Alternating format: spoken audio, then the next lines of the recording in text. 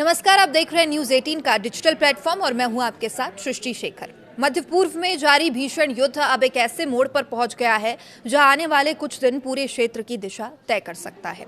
America और Iran के बीच चल रही इस जंग के बीच एक बड़ी खबर सामने आई है। तो रिपोर्ट्स की माने तो अमेरिकी राष्ट्रपति डोनाल्ड ट्रंप जल्द ही ईरान के साथ सीज फायर का ऐलान कर सकते हैं।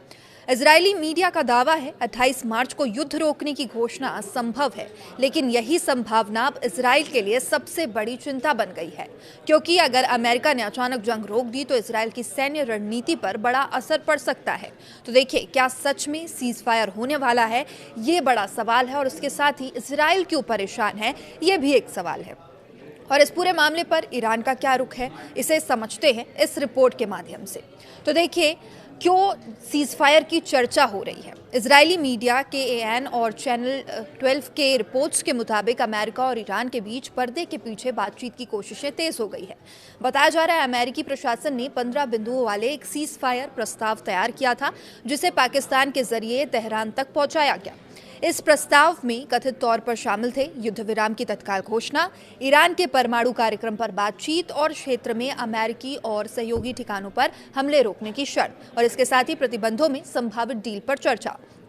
लेकिन रिपोर्ट्स के मुताबिक ईरान ने इस प्रस्ताव को खारिज कर दिया। तो देखिए, ईरानी मीडिया के अनुसार तेहरान का साफ कहना है युद्ध तभी रुकेगा जब उनकी शर्तें मानी जाएगी। यानी फिलहाल बातचीत की कोशिशें जारी है, लेकिन सीज फायर का रास्ता आसान नहीं दिख रहा है। लेकिन अब सवाल ये उठता है कि इजराइल इससे परेशान क्यों है, चिंतित क्यों है। तो इस संभावित सीज फायर को लेकर सबसे ज्यादा चिंता इजराइल में दिखाई दे रही है।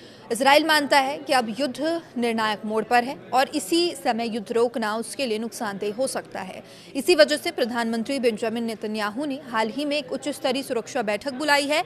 बताया यह जा रहा है कि बैठक में ये रणनीति बनाई गई कि अगर सीज फायर का ऐलान होने वाला है तो उससे पहले ईरान के हथियार ठिकानों पर हमले तेज किए जाए, मिसाइल और ड्रोन इंफ्रास्ट्रक्चर को ज़्यादा से ज़्यादा नुकसान पहुंचाया जाए, युद्ध के अंतिम सैन्य लक्ष्यों को जल्द हासिल किया जाए।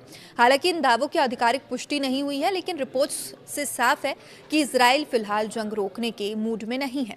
तो देखिए, अमेरिका की रणनीति क्या है, ये भी एक बड़ा सवाल उठता है।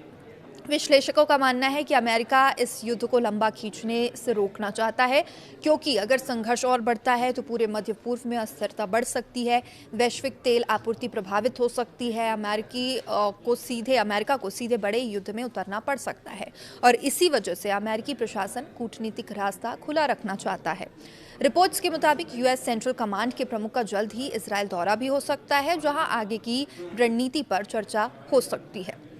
तो देखिए, इसमें ईरान का रुख सख्त है। पूरे घटनाक्रम के बीच ईरान का रुख अब भी बेहद सख्त बना हुआ है। तेहरान का कहना है कि वो दबाव में आकर कोई समझौता नहीं करेगा और युद्ध खत्म करने का फैसला सिर्फ उसकी शर्तों पर ही होगा। यानी फिलहाल साफ है कि सीज फायर की चर्चा जरूर तेज हो गई है, लेकिन जमीन पर हालात अभी भी बेहद तनावपूर्ण बने हुए हैं।